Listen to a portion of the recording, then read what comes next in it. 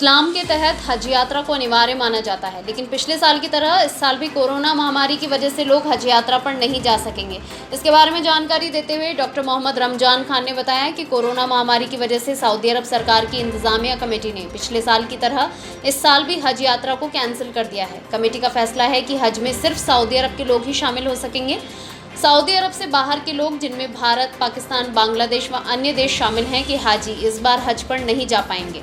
Doctor Khan ने कहा कि अजमेर से इस बार करीब 85 हाजियों ने हज के लिए आवेदन किया था, जिनमें से फिटनेस व अन्य आधारों पर 42 हाजियों का चयन किया गया था। फिटनेस सर्टिफिकेट के साथ वैक्सीन सर्टिफिकेट भी फिल करना था, लेकिन रविवार को सऊदी अरब सरकार द्वारा जारी की गई गाइडलाइन के अनुसार हज यात्रा कैंसिल हो गई, जिससे हाजियों में काफ़ी मायूसी है। डॉक्टर खान ने बताया कि 2020 में हज यात्रा के लिए फॉर्म के साथ साथ फीस भी जमा हो चुकी थी, लेकिन हज यात्रा कैंसिल होने की वजह से हज कमेटी ने सभी हाजियों को फीस उन्हें वापस लौटा दी। लेकिन इस बार अभी तक सिर्फ फॉर्म जमा किए गए थे, फीस नहीं ली गई थी, क्योंकि इस बार हज यात्रा को लेकर संशय बरकरार था।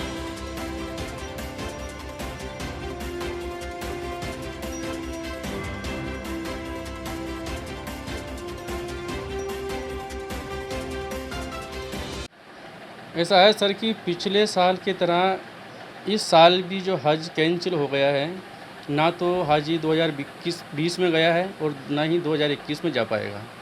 इसकी वजह है कोविड-19।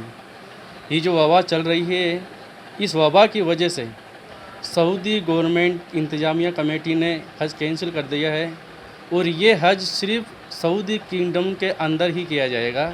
जो सऊदी के अंदर जो हजरात हैं उन्हीं के लिए हज हैं, सऊदी के बाहर के लिए कोई हज इस बार नहीं है। और जो हाजी इस बार सऊदी के बाहर, जैसे इंडिया है, पाकिस्तान है, बांग्लादेश है, जितने भी देश है, वो सब हज नहीं कर पाएंगे। और अजमेर के अंदर से इस बार करीब 85 हाजियों ने आवेदन किया था, उसमें से 42 हाजियों को सेलेक्ट किया गया था कि उनके फिटनेस और गाइडलाइन के अनुसार उनको फार्म जमा कराना है और उनकी जो फिटनेस सर्टिफिकेट जो है वैक्सीन वाला, वो भी फिलअप करना है। लेकिन कल जो गाइडलाइन आई है सऊदी गवर्नमेंट की तरफ से, उसकी ये कन्फर्म हो गया है कि इस साल हज अब नहीं होगा। और जो हाजी जाने की कोशिश कर रहे थे, बेचारे 2 साल से अटके हुए हैं, बड़ी तमन्नाएं लिए हुए थे कि हम इस बार तो हज करेंगे, लेकिन अल्लाह ने आपकी उनकी भी नहीं सुनी है और बेचारे मायूस हो गए हैं। फ़ोन आ रहे हैं हाजियों के, साहब क्या किया, हमें प्राइवेट से भेज दो, कैसे भेज दो। लेकिन हमारे भी हाथ बंधे हुए हैं कि हम कुछ उनका भला नहीं कर सकते, कुछ उनको कहीं भेज नहीं सकते कोरोना की वजह से। ये कौन सा साल है और इसमें दूसरा साल चल रहा है? जी हाँ, ये दूसरा साल चल रहा है। 2020 में लोगों ने फार्म भरे थे और रकम भी जमा करा दी थी, लेकिन इस बार रकम जमा नहीं कर रही है, क्योंकि गवर्नमेंट को मालूम था कि हज हो या नहीं हो, संशय था। और पिछले बार सारी रकम जमा हो गई थी हज कमेटी के अंदर, लेकिन हज कमेटी ने उनकी पूरी रकम वापस लौटा दी।